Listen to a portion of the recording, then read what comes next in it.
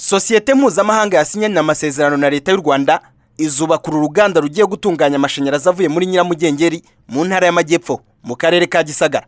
Ni uruganda ruzaba rufite megawati 80 ruzatwara miliyoni 350 z'amadolari y'Amerika kugira ngo rube rurangiye mu gihe cy'imyaka 3. Minisitiri w'ibikorwa remezo James Musoni n'akanyamuneza ku maso ati amafaranga yari yarabuze ariko ubu yabonetse.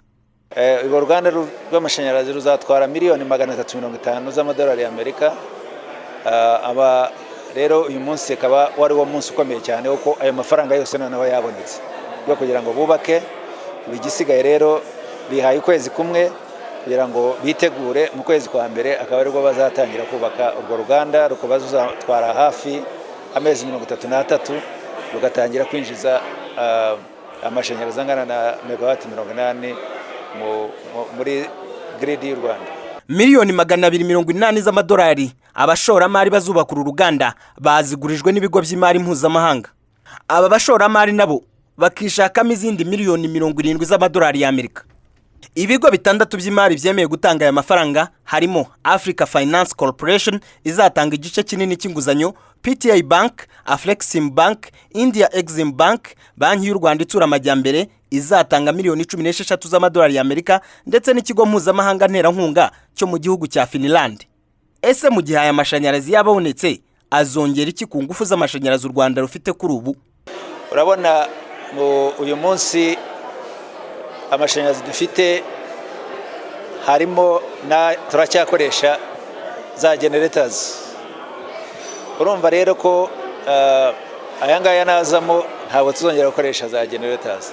Tuzaba dushoboye kubona amashanyarazi ahendutse kandi menshi.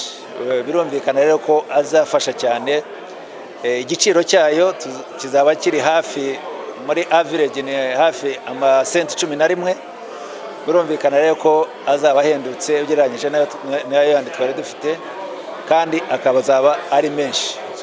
Izazana rero impinduka nziza mu rwego rw'ubukungu bw'igihugu no mu rwego rwo kugira ngo abaturage bayakoresha ari benshi abagirira akamaro. Si ubwa mbere uruganda rw'amashanyarazi rwubatswe mu Rwanda mu bijyanye n'amashanyarazi akomoka kuri Nyiramugengeri, kuko leta y'u Rwanda hari undi mushinga ifite wa Gishoma mu karere ka Rusizi. Ni umushinga biteganyijwe kuzatanga megawati 15, biteganyijwe kuzarangira mu mpera z'uyu mwaka. Umuyobozi wa sosiyete Hakani iri mu bashoramari bazubaka uru ruganda rushya avuga ko bari bamaze imyaka 4 bari mu biganiro na leta ari nako bashaka bazabaguriza amafaranga, ngo yizeye ko umushinga wabo uzabungukira.